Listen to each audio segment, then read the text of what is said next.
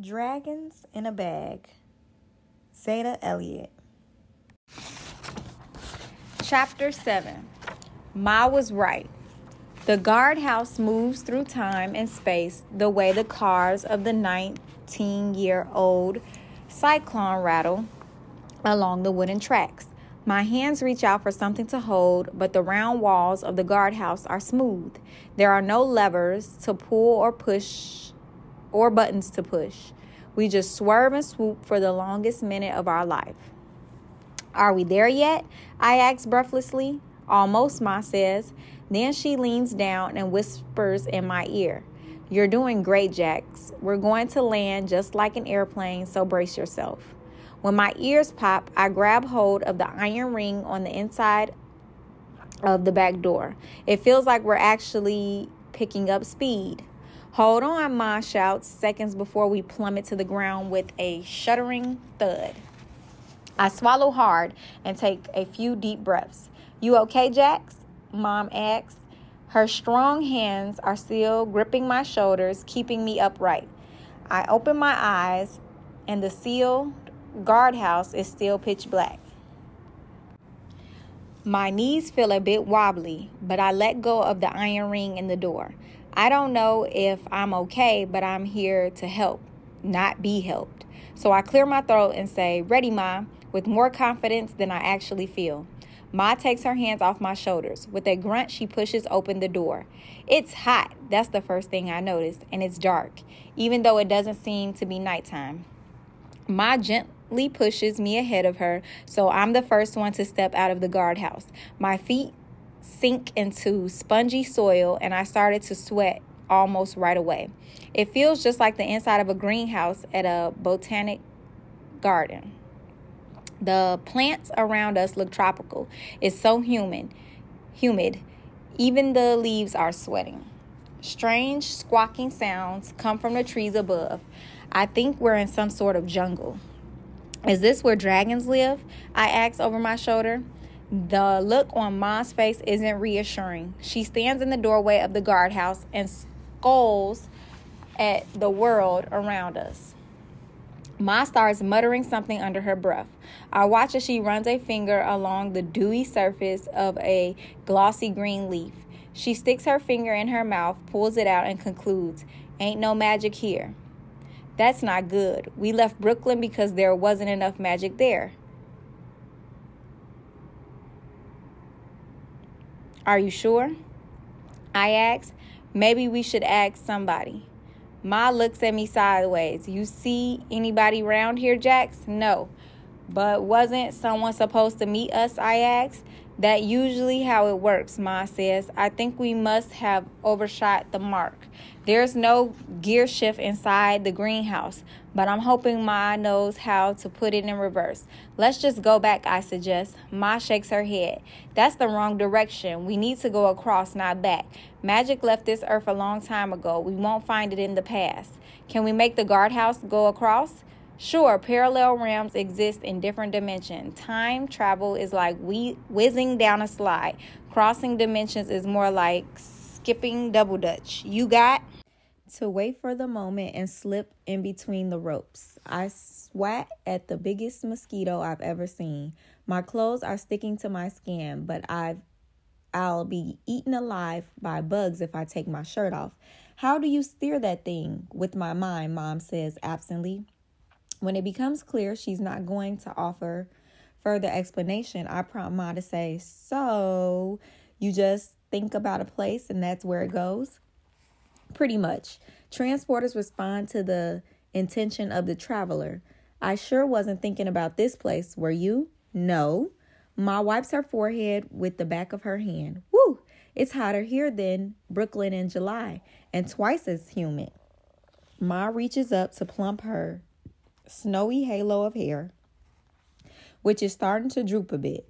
Well, since we're here, we might as well have a look around, she says. I'm not sure that's such a good idea, but I trail after Ma as she pushes aside plants with leaves that are bigger than my head. She uses her cane to bat back the dents underneath. After a while, the vegetation thins and the ground beneath becomes rocky and hard. I'm so busy checking for snakes and other creepy crawlers that I bump into Mom when she stops suddenly. Well, now, that's something you don't see every day. I peer around Ma and gasp. We're standing at the edge of a steep cliff, and in the distance is an erupting volcano. Dark clouds of ash spew out at the top, and red lava snakes down the side of the mountain. Far below us, I can see creatures fleeing from the eruption, and even from a distance, it's clear that they are dinosaurs. The distant herd of long-necked sauropods doesn't worry me, but then Ma points at something in the sky. I look up in time to see a flock of pointy-peaked pterodons soaring ahead. Even though they're high above us, I duck and tug at the belt on Ma's overcoat to pull her back from the edge of the cliff. Maybe we could stay close to the guardhouse, I suggest. Ma opens her purse. The dragons have started to screech and whine. When Ma ignores them and takes out the gold pocket watch instead, she hands me the bag and says, "Hold this for me while I check our coordinates." I take the bag from Ma. "I thought that was a watch," I say as Ma flips open the case. "It is," she says, "but it's also a compass." That's odd." "What's odd?" I ask anxiously. We seem to have gone back, way back in time.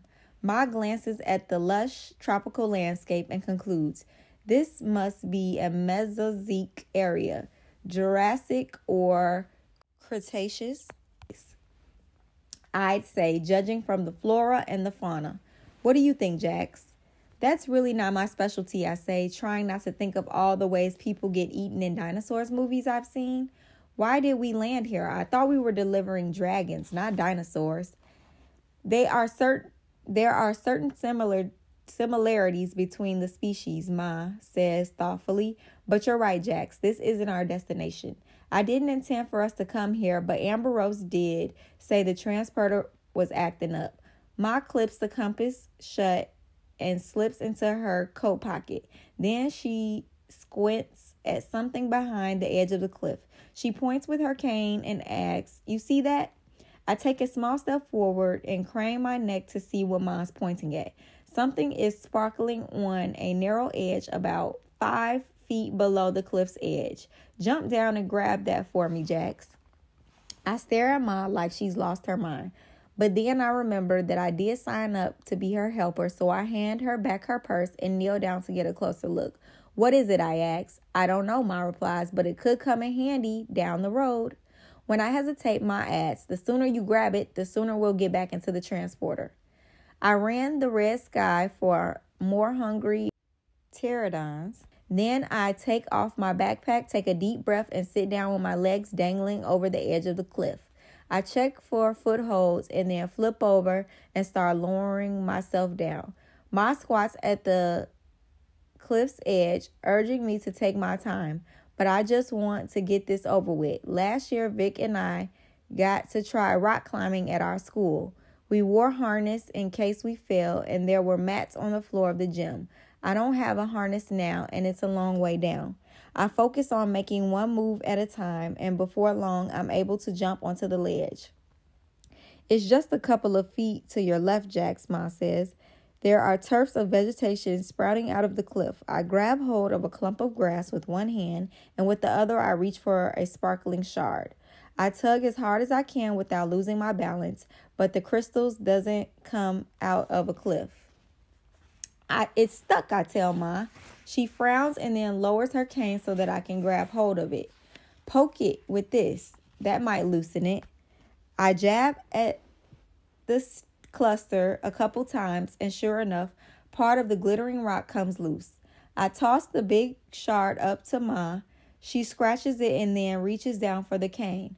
I tuck a smaller fragment of the rock into my pocket and start climbing back up the cliff's face. It's easier going up than down, and Ma helps pull me over the edge when I'm within reach.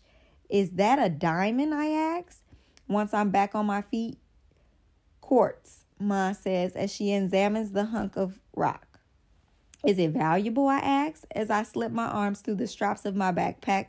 Before Ma can answer, the ground beneath our feet shatters as the volcano bleaches out more lava, and smoke. My eyes grow wide, and even Ma looks worried. She slips the shard into her pockets and says, "Let's go, Jax."